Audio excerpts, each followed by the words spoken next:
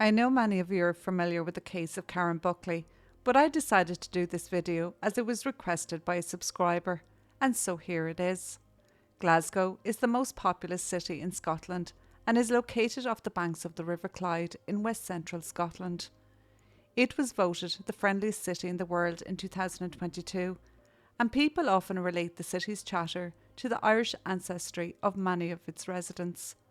The Glaswegians, as they are known as, have qualities of directness, humour, disdain of pomposity, and suspicion of authority figures that comes through in the chat as evenly shared. For example, in front of the city's Gallery of Modern Art, there is a fine sculpture of the Duke of Wellington on horseback. A big orange traffic cone, not part of the artist's original design, rests more or less permanently on the Duke's head. Occasionally, the cone is removed, but another one always appears minutes later. There was outrage when, a few years ago, the council mooted a plan to raise the plinth on which the statue stands to deter would-be cone replacers. More than 10,000 signatures were added to a petition arguing that, quote, the cone on Wellington's head means far more to the people of Glasgow and to visitors than Wellington himself ever has. The council scrapped the plan and the Duke got to keep his cone, which really does suit him very well. Glaswegian friendliness isn't unconditional or evenly distributed. The English are not, on the whole, cherished here, as the dear old Duke of Wellington could tell you. Going into Scotland's history and studying the Scottish people, they are very relatable from my perspective as an Irish person. Another paradox of Glasgow's friendliness is the frequency with which it is expressed through profanity. Glaswegians swear at their friends as often as their enemies. With all this said, I can see why Karen would have ended up in the city of Glasgow. From a small rural upbringing in Ireland to a city that would welcome her with open arms and be protective of her, and the deep sorrow they felt as a city for not keeping her safe. They took on the full burden of responsibility for her death and apologised to Karen's family and friends, and mourned her and showed their solidarity alongside her family, as they would if it had been one of their own murdered. Karen came from Mourning Abbey, which is a small civil and Roman Catholic parish, which is to the south of the town Mallow in County Cork. The population of the parish is around 1,000 people, and the civil parish consists of 17 townlands. Karen grew up on the family farm alongside her 3 brothers. She was the apple of everyone's eye, being the only girl and being the youngest. She had an idyllic childhood growing up on the farm, and the whole family, including her mother Marion and her father John, were an integral part of the close-knit community, where everyone knew each other. Karen had been an altar girl in her local church, and you could definitely say she was not afraid of a bit of hard work either. Just because she was a girl with 3 brothers, she mucked in on the farm as much as her brothers did. Along with this, during her teenage years, she got a job working at the Hibernian Hotel in Mallow as a waitress to earn a bit of extra pocket money. She was thought very highly of by the staff and guests alike, who commented on her sunny nature and friendliness. She also worked hard to achieve good results in her Leaving Cert, which led her on to study nursing at the University of Limerick, which kept with her caring nature. She enjoyed the college lifestyle, where she had joined several clubs and societies within the university. Everywhere she went, Karen made lots of friends, and while studying to get her nursing degree, she made a decision to go on and specialise in occupational therapy. She planned to go and work in London before going to do her Masters in Glasgow Caledonian University, which would take her 2 years to complete. After graduating from nursing in January 2014, Karen decided to go travelling. She loved to visit new places and sample different cultures, so she went to America and Thailand before moving to Essex in England to work at one of their hospitals as a nurse. In January 2015, she made the move to Glasgow. She settled back into student life with ease and was enjoying everything Glasgow had to offer, making new friends easily. She shared a flat with 3 other students who also attended the same university. Life was good, she was doing what she loved, lived in an exciting new city, and had plans for the future, which included going to visit her 2 brothers who lived in Australia at the time. On Saturday, the 11th of April 2015, it was a typical day for Karen. After a week of lectures and studying, she planned to go out with her friends to unwind and have some fun. A typical student weekend. After dinner, they excitedly began to put on their makeup and pick out what they were going to wear, going out that night. And of course, a few drinks were had to get the night started. Karen wore a black jumpsuit and her signature black leather jacket. They headed into Glasgow by taxi, and just before midnight they went to the Sanctuary nightclub, which is situated on Dumbarton Road on the West End part of Glasgow. They were enjoying their night out, dancing and drinking, generally just enjoying themselves, as they always did. At 1 a.m. Karen told her friends that she was going to the bathroom. Taking her handbag and leaving her leather jacket, she made her way towards the ladies' bathroom, telling her friends she'd be back in a minute. It was then she disappeared into the sea of people and would never be seen again by her friends. Some time passed by before Karen's friends realised that she was still not back from the bathroom. They began to search the nightclub for her, wondering where the heck she had gotten to, but there was no sign of her. They didn't initially panic over not being able to find her, but also recognised that she had never done this before, and she would have either gone home with the friends or told them she was leaving. So this was unusual for her. The only thing that put extra worry on them was she had left her leather jacket behind and it wasn't exactly warm outside. Eventually Karen's friends made their way home to the flat, expecting her to be there, but the flat was empty. It was at this point the girls became more uneasy. They texted and rang her phone but got no reply. The girls eventually went to bed in the hopes that Karen would arrive home the next day and explain why she had left the club on her own and why she didn't answer her phone. When the girls woke up the Sunday morning and Karen was still not home or answering her phone, their concern grew more, and they contacted the police to say she was missing. The police questioned the girls of their movements the night before, and realising how out of character this was for Karen, the police took it serious and immediately contacted Karen's family back in Ireland to tell them of the situation. Karen's case was made a priority by police straight away, as Karen was new to the city. She would not have known many people. The fact she had gone missing from a nightclub and not had contact with anyone since the night before. She was a young girl of 24 in a relatively strange city. She had some drink taken and could have got lost, fallen, or met with foul play. Time was of the essence. When Karen's family got news that she was missing, they got the first flight to Glasgow to meet with police. A media conference was set up straight away for Karen's parents to appeal to the public for any information possible on where their daughter might be. Her case soon gained traction in the media in Scotland and Ireland. Social media was awash with the news Karen was missing. Several people did come forward, recalling seeing Karen that night, but one particular witness said she had seen her outside the Sanctuary nightclub at around 1 a.m. with a male. CCTV was then requested from the nightclub to see if they could spot Karen. The CCTV footage showed her talking to a man before walking with him in the opposite direction of her flat.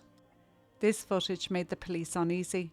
What happened between Karen leaving her friends to go to the bathroom, to going outside on her own, to meeting this man and walking away with him? 2 days later, a man phoned the police station stating he had found a handbag in a bin just outside Doshlin Park entrance, which was only a few miles away from the nightclub. He had looked through the bag to see who owned it when he noticed Karen's ID. He had recognised her from the photographs in the media saying she was missing. This was not good news. In fact, it made the case more sinister. CCTV from the area of the park was examined, along with an area of a nearby canal. But before this, the police had identified the man that was seen in the CCTV footage with Karen. He was identified as 21-year-old Alexander Pacteau. Police called to his address on Dorchester Avenue and brought him in for questioning as a person of interest. He was not viewed as a prime suspect, as he may have just bumped into her and happened to be walking in the same direction. On the CCTV footage, they did not seem to know each other or seem to be romantically involved. They did not walk hand in hand or seem to be flirting with each other. but he was the only known person to see Karen last alive. When the police examined his bedroom in the flat, they did notice a strong smell of bleach and that his mattress did not fit his bed. He explained away the smell of bleach as just routine cleaning. Alex was very relaxed while being questioned and had a plausible answer for everything. He told police that he had literally bumped into Karen outside the nightclub and they began chatting. He said he had never met her before, but that they got on well and had a lot in common, and so he invited her back to his place. They both went back to his flat with him driving and they had consensual sex. He said she left the flat around 4 a.m. When questioned about the blood on his bed, he said that Karen had hit her head on the bedpost. He said she was dizzy and had a headache from the bang and just generally wasn't feeling well and wanted to go home, and so she left. He said when he heard she disappeared, he panicked, and it was then he decided to give his bedroom a deep clean, and that's why there was a strong smell of bleach in his room. The police had their doubts though. Why had Alex given up this story without even being asked? Was Alex preempting evidence the police might find in his room? But rather than making the police more at ease, it heightened their suspicion of Alex. With the knowledge that Karen had bled in the flat, the police got a search warrant. He was put up in a hotel while the police searched his property, and they also kept surveillance on him. The blood that was found in the bedroom was sent off for analysis and it came back to belonging to Karen. Meanwhile, searches were still going on for her, and after the DNA came back, the police search intensified, as now they felt that either Karen was somewhere seriously injured or they were looking for a body. By now, Alex was the prime suspect in Karen going missing, and 2 days later he was arrested at a local Starbucks. A note was found on his person. It detailed everything that had been said in his interview with the police. Before Alex's arrest, he was deemed as a person of interest and not a prime suspect, so his name was not released to the public, but that didn't stop the media wanting to find out who he was. They got word that a flat in Dorchester Avenue was being searched, and so they went about to find who was living there. When they got the information, Alex's name and photograph was published in the local newspaper the following day. Because of this, lots of new witnesses came forward. It was said by neighbours that Alex kept himself to himself and they didn't have much knowledge about him. The neighbours said they did not hear or see anything unusual that night or on the days that followed Karen's disappearance. A former co-worker of Alex did come forward to tell them about a side job he had selling illegal fireworks for extra cash and where he stored them. Where he stored them was a place nearly 6 miles from the flat, in a place called High Craden Farm. A search warrant was granted for the farm. The first thing the police noticed when they arrived on Wednesday, the 15th of April 2015, 4 days after Karen was last seen alive, there was an area of burnt grass where it was evident that a fire had been lit there recently.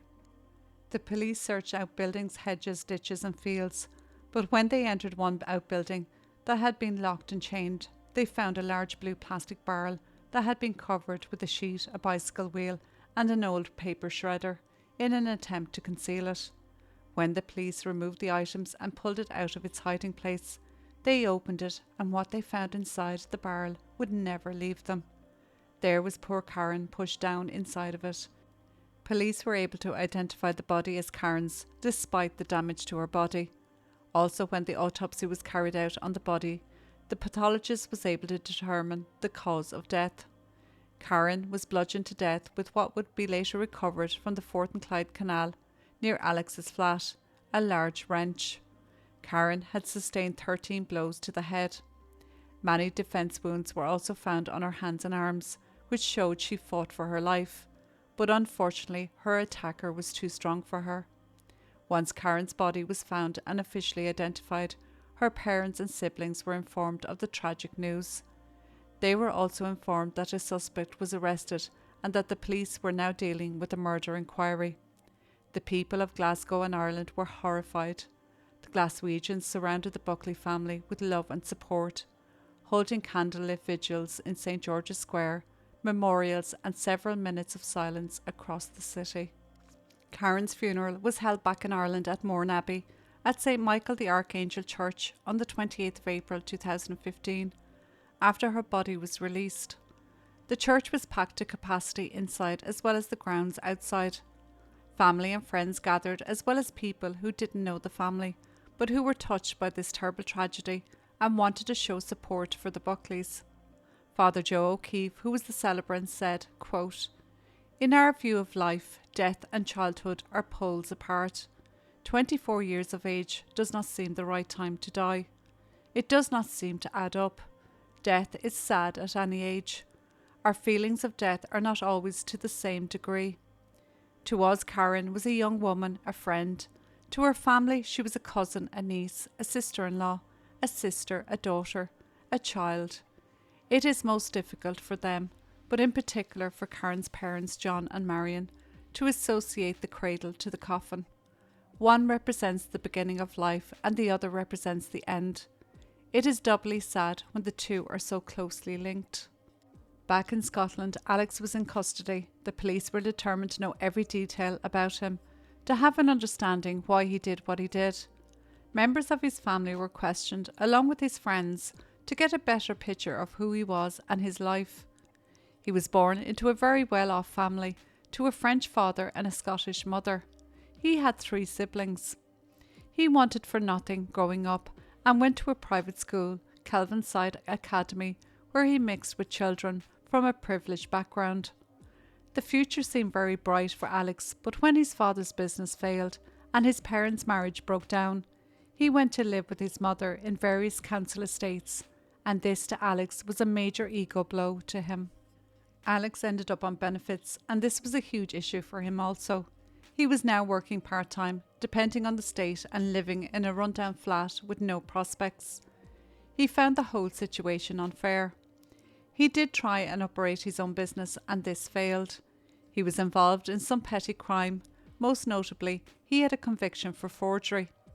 He attempted to photocopy several £1,000s worth of banknotes and was caught by the police before the notes went into circulation. He was found guilty and sentenced to community service. Despite this, his close circle of friends said he was a nice guy, easygoing and kind and very outgoing, with a certain charisma, a gentle giant. This facade hiding his real character, one of an aggressive, spoilt, entitled human. The only oddity about him was sometimes he was too open. Alex was in the habit of using prostitutes and was very open about this fact, which made his co-workers uncomfortable. When Alex was interviewed after his arrest, the police tried to use tactics to make him confess. They told him Karen's body had been found with defensive wounds and that someone had definitely killed her that night. That all the evidence was now pointing towards him and only him. When he heard this, he changed his story. He said they actually got into a physical fight and she was the initial aggressor, attacking him first and he was just defending himself, hitting her over the head with a wrench that was on his bedside table. He stated that he would have never hurt her intentionally. This was the real reason she left in the middle of the night. The police were not buying what Alex was spewing. The police had Karen and Alex outside the nightclub, then walking away together towards his car parked down the street. Karen's blood in his bedroom and of course Karen's body found at the farm where Alex rented a storage space. They also reviewed his search history, and on the Monday morning after Karen went missing, Alex had searched how to get rid of a body and the composition of sodium hydroxide, which was the liquid Karen's body was found in. The police also had the timeline of what they thought happened that night. Alex and his friends had been drinking at his flat. There was 8 of them altogether, and they planned to go to the Sanctuary nightclub, and so ordered 2 taxis to bring them all. Even though intoxicated, Alex decided to drive himself to the club, rather than wait for the taxis. When they all met up again, Alex's friends claimed all seemed to be normal with him. At 1 a.m. he told his friends he was just going outside to have a cigarette. This was around the same time Karen came out the same doors. Reviewing the CCTV footage from inside the club, this was Alex and Karen's first and only meeting. Karen and Alex began to chat and then they were seen walking away together. Karen had her arms folded and did not seem to be flirting in any way, but also didn't seem uncomfortable in Alex's company. The police theorised that Alex had offered Karen a lift home, that she duly accepted. Within 20 minutes, Karen would be dead.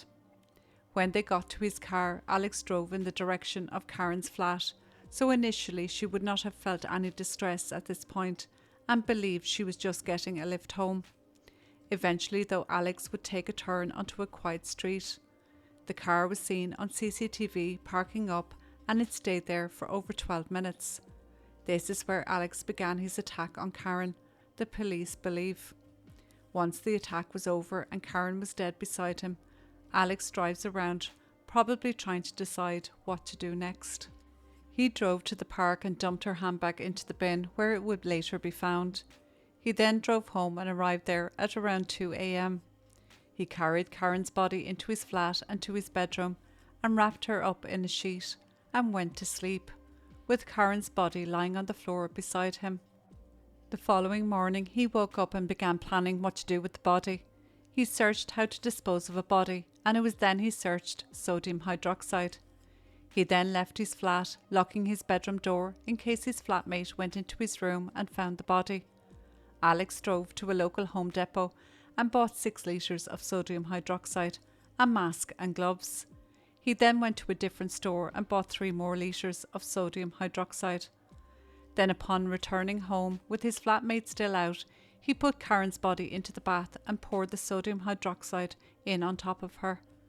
As time ticked by, it was taking longer than he thought for the body to dissolve, and so he began to panic, as he knew his flatmate would be home by 8 p.m. that evening.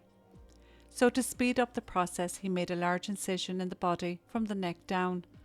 This did nothing to help speed up the process. Alex had no choice now but to remove Karen from the bath, carry her back into the bedroom, wrap her in a sheet once more, and begin the clean-up. Alex would spend a second night with Karen by his bed as he slept. On the Tuesday morning, he went out again, leaving the body in the bedroom. This time he went to the canal and disposed of the wrench he had used to kill Karen. He then went shopping for lighter fluid, padlocks and new clothes. When he got home, he realised he'd have to replace the mattress as it was covered in blood, and so he brought it down to his car and bundled it in. He also brought Karen's clothes with him at this stage and drove to the farm, where he lit a fire to burn everything. This was the burn patch that police had discovered when they had first arrived at the farm. Later that day, when returning to the flat, he bought a blue industrial plastic barrel. Once back, he put Karen's body inside and filled it with the leftover sodium hydroxide, sealed it and loaded it into the boot of his car. A neighbour would later tell police that he had seen Alex struggling to put the barrel in the car and drive off. When Alex got to the farm, he would place the barrel in the storage shed he was renting and cover it to conceal it. On this day, police had called to Alex's flat, as by now they had identified him as the man in the CCTV footage. But of course Alex had not been home, as he was getting rid of Karen's body. They contacted the landlord and he said he would meet the police that evening and let them in. But by the time they returned that evening, Alex was there and busy cleaning up. It was then they brought him in for questioning, and they also seized his car. Cadaver dogs were used and they alerted to the scent of a dead body, and blood was found in the car, which led back to belonging to Karen. Other evidence that was found over the course of the investigation was Alex's fingerprints on the inside of the barrel, and the mud on the tyres of his car and from his boots matched the mud from the farm. The police did an amazing job in pulling the evidence together, even finding the wrench in the canal. CCTV footage, witnesses, forensic evidence and items belonging to Alex and Karen made this case watertight, and Alex knew this. So finally, Alex admitted he killed Karen, and on the 16th of August 2015, he pleaded guilty. This guilty plea saved the family from having to go through a lengthy trial, and now they only had to face the sentencing hearing. On the day of sentencing, Alex cried in the dock, but it wasn't for Karen or her family, but for himself. When Alex was charged, his family stood by him, especially his mother. She believed he was innocent of Karen's murder and had nothing to do with it. But it was revealed that this was not the first time Alex was in trouble concerning women. In 2011, at the age of 17, He was accused of the attempted rape of a 24-year-old woman in a dark lane also in the West End of Glasgow City. He stood trial in 2013. He appeared in the dock on crutches as he had been in a bad car accident, which left him in a coma for a month and unable to walk for 6 months. During the course of the trial, he claimed he was gay, that he was just a daft young lad in the wrong place at the wrong time, and that this woman had attacked him. The alleged victim, of course, had a different account of that night. She said they were trying to get a taxi home together, and as they went down this dark alleyway on a rainy night in November, Alex slammed her against a wall and tried to rape her. Unfortunately, the jury acquitted Alex of all charges. Judge Lady Ray sentenced Alex to a minimum of 23 years at the High Court in Glasgow, suspending 2 years because of his age, which to me personally has nothing to do with it. What about Karen's age? She was only 24, the same age as my own daughter. I will leave you with Karen's dad's words after sentencing was handed down. Karen's family never spoke publicly again. Rest in peace, Karen. So Marion and I, together with our family, would like to thank everybody here in Glasgow and back in Ireland that have helped us cope with this terrible tragedy. We are very grateful for messages of sympathy received and people who keep us in their thoughts and prayers. We thank the Scottish Police for their professionalism in the search for Karen and bringing her killer to justice. It's every parent's worst nightmare, as we know now. When we got that phone call, Karen was missing in Glasgow and her phone had gone dead. We came over and there are no words to describe what we went through. Being told Karen was brutally murdered, having to phone our 3 sons and tell them that Karen was dead was one of the hardest things we've had to do. And all Karen was doing that night was making her way home when she was randomly targeted and murdered by a cowardly, vicious criminal. He's truly evil, and we hope he'll spend the rest of his life behind bars. Not only did he rob Karen of her precious life and future, he robbed us of our beautiful daughter and sister to the boys. He also robbed us of Karen in debt, as we never got to see her, or hold her, or even kiss her goodbye. But it's too late now for Karen. But in the future, we hope Glasgow will be a safer place for any woman to walk in, which is their right, and not have this evil murderer to fear.